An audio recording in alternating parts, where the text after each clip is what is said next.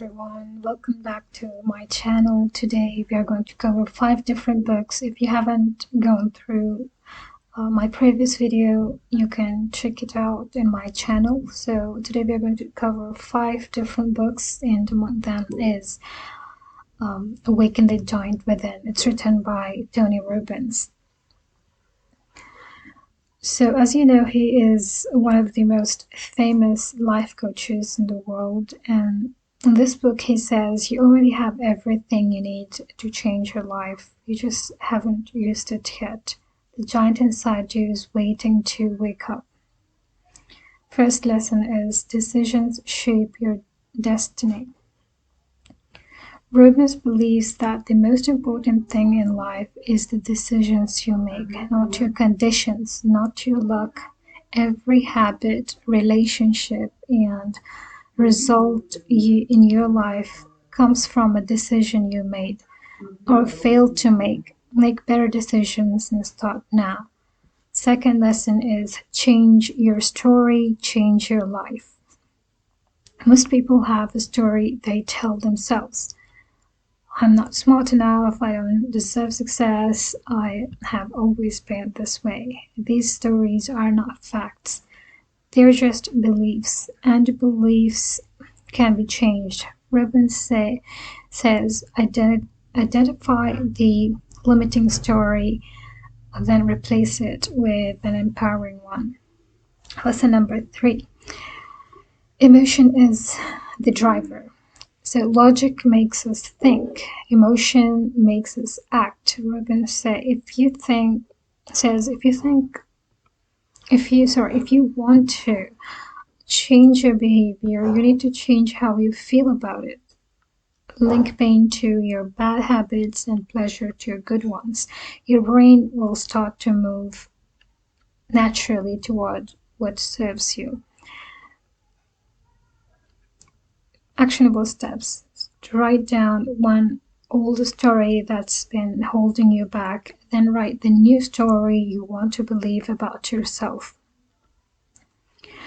Next book is The Road Less Traveled. It's written by Scott Peck. This classic book opens with 3 of the most honest words ever written. Life is difficult. Once you accept that, Beck says, life actually becomes easier. This book is talking about discipline, love, and spiritual growth. Lesson number 1. Discipline is love for yourself. Beck describes 4 tools of discipline: delaying gratification, accepting responsibility, being honest, and balancing. These aren't punishments. They are acts of self-love. When you delay pleasure now for something better later, you are treating yourself like someone who deserves a good future. Lesson number 2. True love is work. Beck redefines love. He says love is not a feeling, it's a decision. It's the commitment to help someone grow, even when it's hard. Real love requires effort, honesty, and sometimes saying things that are difficult to hear. So,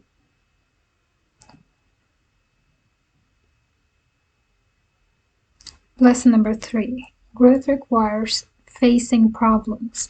So most people spend enormous energy avoiding their problems, but Beck says the only way to solve a problem is to look at it directly.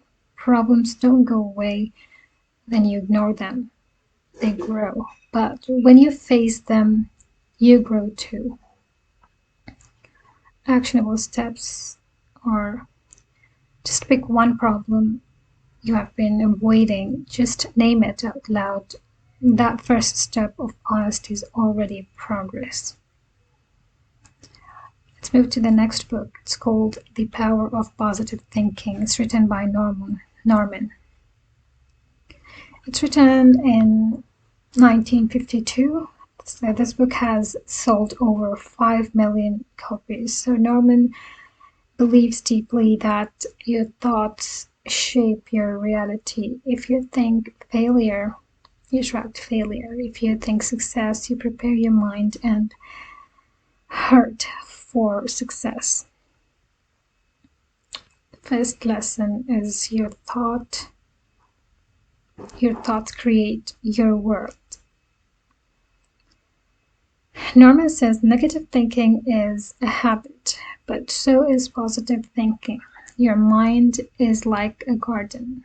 If you plant good seeds of hope, confidence, and gratitude, good things grow. If you want weeds, doubt, fear, resentment, weeds fill your life. Lesson number 2. Prayer and faith are practical tools. Norman wrote from a faith perspective, but his lessons apply broadly. He says that tapping into a source of strength greater than yourself, whether through prayer, meditation, or community, gives you energy and calm that willpower alone cannot. So the next lesson is visualize success before it happens.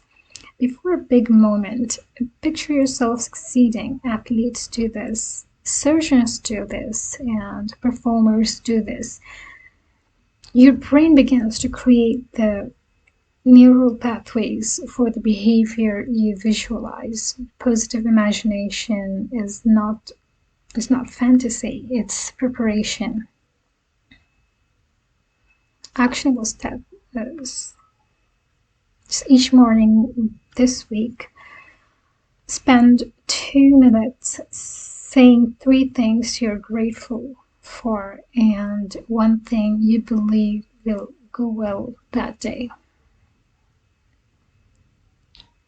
Our next book is You're a Badass. It's written by Jen. This book is funny and honest and powerful. So Jen spent years being broken, stuck, and then turned her life around. She wants the same for you, and she's not going to let you make excuses. First lesson is to stop being afraid of being great. Most people are not held back by lack of ability. They're held back by fear of what others will think, fear of failure, fear of success, even success. So he says you're already a badass, and the only thing between you and your best life is a story you keep telling yourself. Lesson number 2. Your conscious is running the show. So about 95% of your behavior comes from your subconscious, beliefs you formed before age 7. Many of those beliefs say things like money is bad or I'm not worthy. You have to dig those up, challenge them, and replace them. This is where change really happens.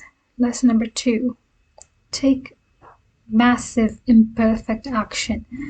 So he says it's not Jen is not interested in perfect. So she is interested in done. Most people wait until they're ready, but ready never comes. And she started messy, started scared, and started anyway. So action creates clarity. You can't steer a parked car. So actionable steps you can take.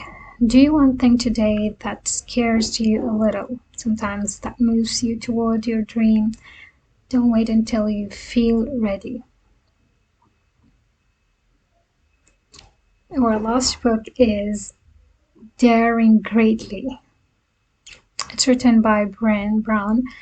So he spent years studying shame and vulnerability. What she found surprised even her. The people who lived the most joyful, connected lives were not the ones who had it all together. They were the ones who were brave enough to be seen. Lesson number 1: vulnerability is a strength. Most of us hide our fears, our failures, and our true feelings because we think vulnerability is weakness, but Brown found the opposite is true. Vulnerability, letting yourself be seen even when it feels risky, is the birthplace of love, creativity, and belonging. Second lesson is shame needs silence to survive. Shame says if people knew the real me, they wouldn't love me. But Ron found that when we talk about shame with one safe person, it loses its power. You don't have to broadcast your pain, but sharing it with one trusted person can heal something deep inside. Lesson number 3: wholehearted living.